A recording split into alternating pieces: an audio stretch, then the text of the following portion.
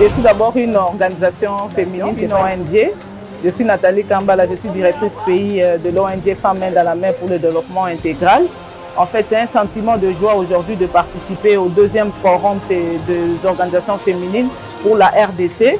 Nous avions représenté la province du Kasaï central et les impressions sont vraiment bonnes parce que cette fois-ci, nous avons vu qu'il y a eu amélioration des thématiques qui ont été traitées parce que toutes les fois, on parle plus de la femme, autonomisation, droits de femmes et consorts. Mais cette fois-ci, nous avons abordé des thématiques qui sont liées avec l'administration publique.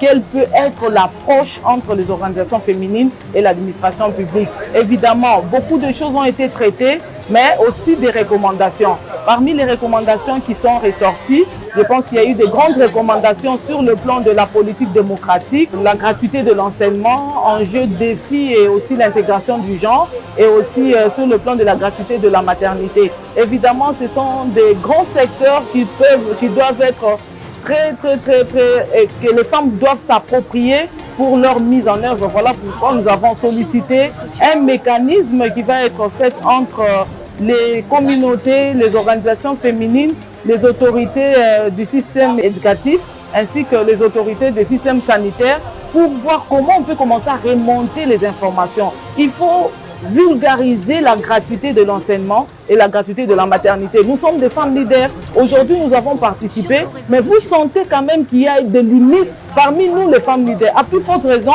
la communauté qui bénéficie de tous ces services gratuitement. Voilà un peu comment nous avons réfléchi. Et aussi, il faut renforcer la capacité et aussi voir comment il faut les primer, les motiver pour éviter des grèves, pour éviter de monnayer, par exemple, l'accouchement, soit monnayer les études des enfants. Voilà, il y a eu beaucoup de choses, mais l'idéal ici, c'est respecter les recommandations.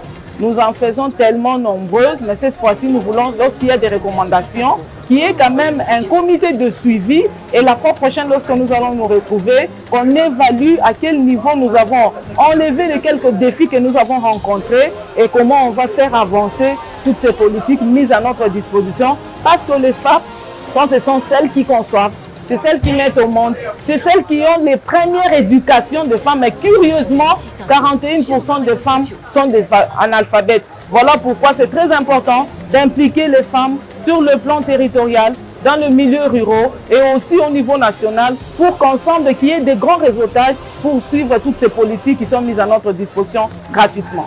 Je pense que toutes ces recommandations ont des personnes responsables ou bien les personnes qui vont s'approprier de ces recommandations. Il y a des recommandations que nous avons orientées auprès des autorités politico-administratives, des recommandations que nous avons orientées aux bailleurs ou des partenaires techniques financiers. Il y a des recommandations que nous avons faites aux organisations de la société civile, même aux communautés. Donc, toutes les parties prenantes sont obligées de s'approprier de toutes ces recommandations afin que cette mise en œuvre de la gratuité de l'enseignement, soit la gratuité de la maternité, soit de mise.